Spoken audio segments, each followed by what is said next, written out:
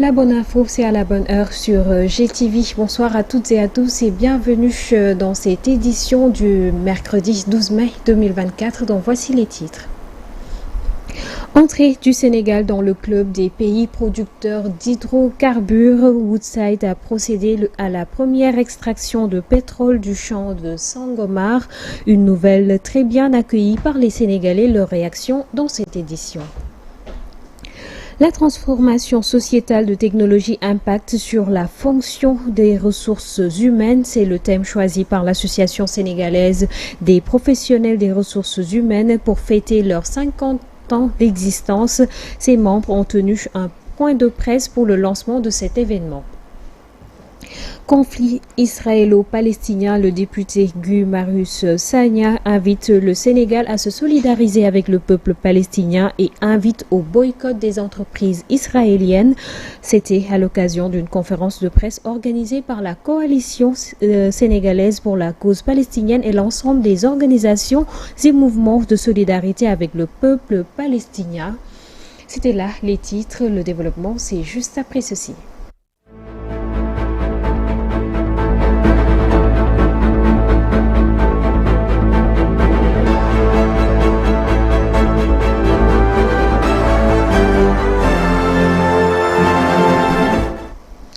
Merci de choisir la GTV pour vous informer. L'information donc de ce mercredi que nous démarrons avec cette nouvelle ère énergétique qui s'ouvre pour le Sénégal avec l'entrée officielle du pays de la Teranga dans le cercle des pays producteurs d'hydrocarbures.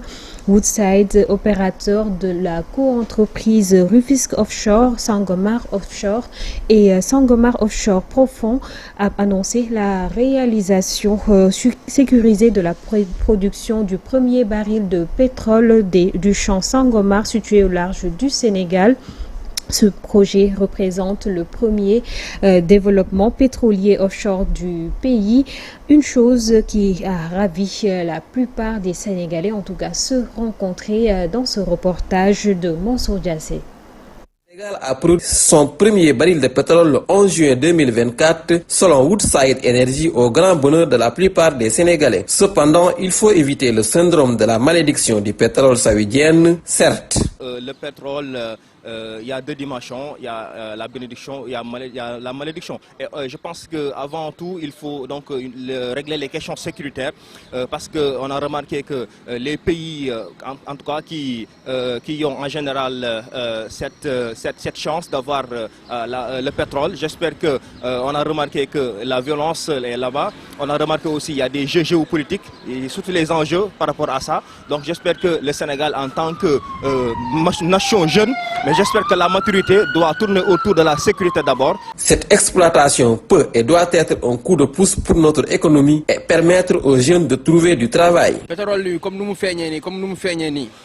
dañ ci war a mën a jàppale ndaw ñi rek bu ñu jàppalee ndaw ñi dañ toog fii nii daal di liggéey parce que képp koo gis maanaam muy sacrifice def loo nga xam ne carrément war koo def rek xam lu mu bàyyi ginnaaw moo diis ta métti waaw mais bu fekkee carrément tey jii fi ndool ñoom jël nañ décision jàppale ndaw ñi parce que ñoom maanaam ba ñuy jël réew mi dañuy jéem a jàppale askan bi jàppale ndaw ñi comme que ñoom maanaam dañoo toll si jàppale ndaw ñi kon maanaam foofu amuñu dara li nga fa xam ne carrément ñoom dañuy dem ba si biir di ci xool seeni intérêt nañ xool intérêt askan bi.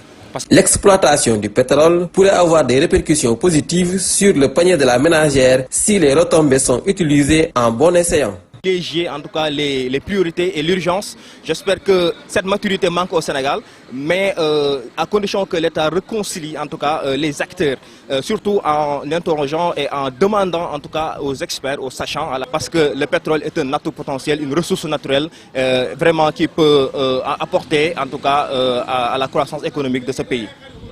Merci beaucoup. Pour la plupart des Sénégalais rencontrés, l'exploitation du pétrole peut être le point de départ pour un développement durable de notre pays, à condition qu'on revoie les contrats pour des partenariats gagnant-gagnant.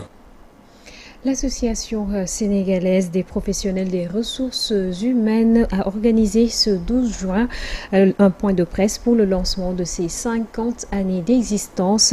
La transformation sociétale de technologie impacte sur la fonction des ressources humaines. C'est le thème choisi pour cette commémoration qui constitue une occasion pour les dirigeants de revenir sur les objectifs et ambitions des professionnels des ressources humaines. Suivons le compte-rendu de leur point de presse signé Amsatou Gano et Sérignan. L'Association sénégalaise des professionnels des ressources humaines regroupe des professionnels qui ont pour mission professionnelle d'élaborer une politique et une stratégie de gestion destinée, entre autres objectifs, à accroître l'efficacité humaine de l'entreprise, qui partagent une même passion, celle de promouvoir une certaine vision de développement et de la gestion des ressources humaines, replacer l'homme au centre de l'entreprise, tout en veillant à faire converger objectifs économiques et finalités humaines. Pour son 50e anniversaire, l'Association sénégalaise des professionnels des ressources humaines a choisi le thème central qui tourne autour de la transformation sociétale de technologie, impact sur la fonction des ressources humaines. Cette cérémonie est une occasion pour le secrétaire général de l'association d'apporter des précisions. D'être peut-être plus concret, aujourd'hui, on a énormément de transformations au niveau de la société qui ont un impact direct au niveau de l'entreprise. Je prends un exemple, la digitalisation. Aujourd'hui, on voit que la société elle-même, elle est en train de se digitaliser dans tous ses aspects. Quel va être l'impact de cette digitalisation pour notre fonction ressources humaines? Aujourd'hui, en tant que DRH, comment j'adresse cette question de la digitalisation? Je vais donner un exemple. On prend le télétravail, qui est un bon exemple de digitalisation. On sait qu'aujourd'hui, il y a des jeunes, ils n'acceptent pas un contrat de travail si vous n'y incluez pas 2 ou 3 jours de télétravail. Chaque individu, association ou même une entreprise a le choix de marquer son anniversaire par différentes manières. Pour ce qui est de l'Association sénégalaise des professionnels des ressources humaines, elle a choisi toute une série d'activités pour le lancement de la célébration de ses 50 ans.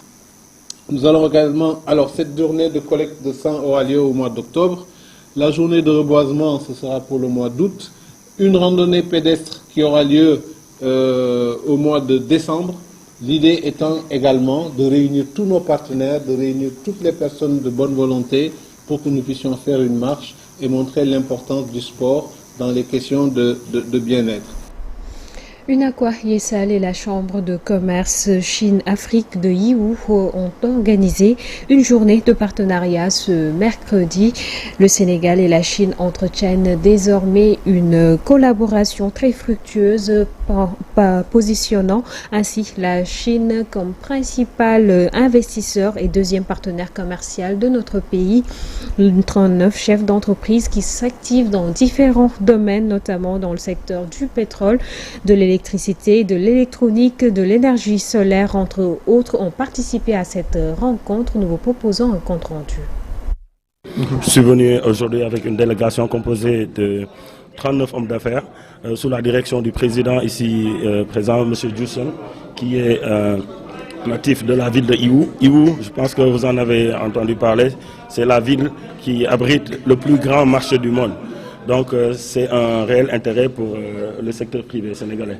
Donc juste adresser un message à nos autorités de venir répondre à cette invitation-là que leur lance le secteur privé chinois pour leur ouvrir les portes de venir au Sénégal, non pas pour juste accaparer des parts de marché, mais de nouer des partenariats avec ces entreprises chinoises-là qui sont des potentiels investisseurs pour mettre à des coopérations gagnantes, si je puis le dire ainsi. Donc, en fait, il y a une panoplie de domaines d'activités qui sont représentés dans notre délégation. Il y a, je peux citer l'électricité, je peux citer les produits de cosmétiques, les produits, les matériaux de construction, la quincaillerie, entre autres. Donc, c'est des gens qui savent très bien qu'avec la nouvelle politique de nos nouvelles autorités, on est ici non pas pour juste s'accaparer de par des marchés après aller. Non, moi personnellement qui suis le secrétaire général, je suis un patriote fier. Et voilà, je suis ici en défendant les intérêts de mes confrères sénégalais. Donc je me réjouis maintenant de l'appel qui a été fait par le président de l'UNACOIS pour éventuellement étudier des voies et moyens qui nous permettront davantage de nouer des partenariats, de signer des conventions de partenariat et je veux dire de coopération entre le secteur privé chinois et le secteur privé sénégalais.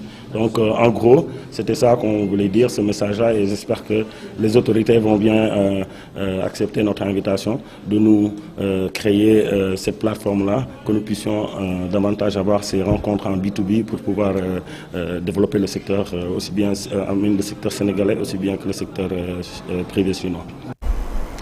À Bala, une commune située dans le département de Goudiri, des populations avaient exprimé leur désaccord sur l'octroi de 11 800 hectares sur une superficie de plus de 126 000 hectares à un promoteur pour la réalisation d'un projet agroalimentaire. Cependant, une grande partie de la population est sortie pour approuver ce projet par la suite. Les motifs, ce projet permettra de lutter contre le chômage des jeunes, l'immigration clandestine et contribuera au développement du terroir avec des réalisations connexes. Awa Mahenaira, responsable des femmes au micro de Amadou Diallo. C'est à propos du projet SEMGA.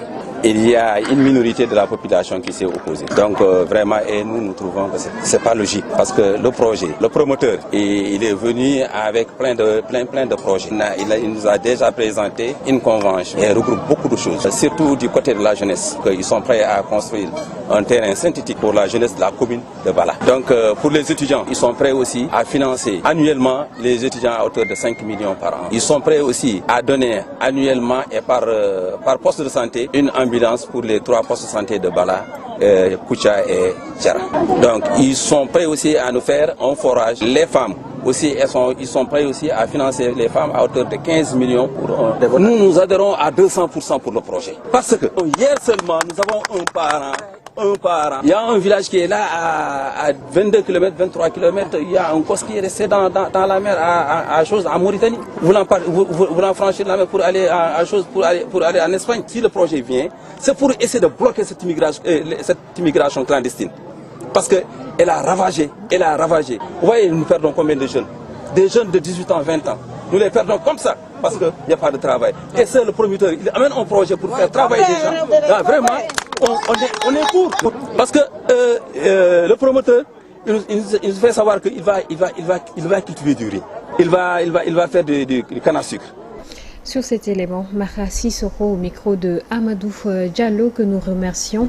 À présent, parlons de l'international. La guerre entre le Palestine et l'Israël ne cesse de s'intensifier de jour en jour et les massacres se multiplient à une vitesse étonnante. Une raison qui a fait réagir la commission d'enquête de l'Organisation des Nations Unies qui n'a pu s'empêcher plutôt de se prononcer sur la situation catastrophique des deux pays. Cependant, elle a directement accusé les autorités israéliennes d'avoir commis non seulement des crimes de guerre, mais aussi des crimes contre l'humanité dans la guerre qu'elle mène depuis le 7 octobre. Elle parle d'extermination, de meurtre, de déplacement forcé, de torture et de traitements inhumains dégradant à l'encontre des Palestiniens. Toujours à propos de cette guerre israélo-palestinienne, la coalition sénégalaise pour la cause palestinienne et l'ensemble des organisations et mouvements de solidarité avec le peuple palestinien ont organisé une conférence de presse 12 juin au siège de l'Amnesty International. Face à la presse, le député Guy Marius Sagna demande à l'État israélien d'arrêter les massacres à Gaza et aux Sénégalais d'être plus solidaires avec le peuple palestinien. Ces propos ont été recueillis par Mansour Diassé. Oui, de manière forte et de manière énergique, je dénonce le génocide qui est en cours aujourd'hui et depuis plusieurs mois à Gaza, en Palestine. Et que c'est notre responsabilité à nous tous, citoyens du monde, à nous tous Africains, à nous tous Sénégalais, de dénoncer ce génocide qui est en cours depuis plusieurs mois à Gaza. Donc nous, Sénégalais, et tous les peuples du monde sont en danger tant qu'il continuera à subsister une parcelle de terre sur la planète Terre qui s'appelle Palestine et où l'État sioniste d'Israël, l'État génocidaire d'Israël peut, comme bon lui semble, assassiner des femmes, des hommes, des adultes et des enfants. L'État d'Israël utilise la corruption, parce que ça ne s'appelle pas autrement, utilise la corruption, utilise la pauvreté, la fragilité, la vulnérabilité de certains d'entre nous pour faire avancer sa cause ou pour faire reculer la cause palestinienne ici au Sénégal. Et nous n'avons pas le droit ici au Sénégal que la cause palestinienne recule. Après cette guerre dont nous parlions à présent, nous parlons de cette présentation du programme des conservateurs donnait tout de même l'impression d'être l'une des dernières chances pour le parti au pouvoir de tenter de convaincre les Britanniques, alors que les recettes plutôt sont toujours les mêmes. On peut noter les baisses d'impôts pour les retraités et les familles, baisse des 2 points de contribution sociale sur les salaires, en plus d'un plan audacieux selon Rishi Sunak, digne de Margaret Thatcher, le Premier ministre, qui s'est également engagé à réduire l'immigration. Donc il s'agit là des législatives au Royaume-Uni. À présent, parlons de sport. Euro 2024, la Coupe d'Europe donc va débuter dans 2 jours, le 14 plus précisément. 24 sélections vont entrer en compétition. 3 équipes, à savoir la France, l'Angleterre et l'Allemagne, sont considérées comme les équipes favorites de cette compétition qui se déroulera du 14 juin au 14 juillet 2024. Un peu plus de détails sur cette compétition avec Mam Awassal. À 2 jours du début de l'Euro 2024 qui se tiendra en Allemagne du 14 juin au 14 juillet 2024. Quelles sont les équipes qui peuvent être considérées comme favorites de cette compétition? Avec des joueurs de classe mondiale à tous les postes, l'Angleterre fait figure de grande cible. Coéquipières de Kylian Mbappé auront également à cœur d'oublier leur performance de l'Euro 2021 et réitérer la performance de 2016 lorsqu'il avait fini 3e de la Coupe du Monde qu'elle avait organisée. Une performance qui semble difficile à reproduire vu les dernières performances de la Mannschaft. La question qui se pose pour cette compétition européenne qui se tient tous les 4 ans reste à savoir si les équipes considérées comme favorites vont confirmer ou des outsiders vont créer la surprise, ou même les équipes inattendues comme la Grèce en 2004. Voilà, nous arrivons au terme de cette édition. La bonne heure revient demain à 12h. Pour ma part, je vous retrouverai à 20h. D'ici là, portez-vous bien et excellente suite de soirée en compagnie des programmes de GTV. Bonsoir.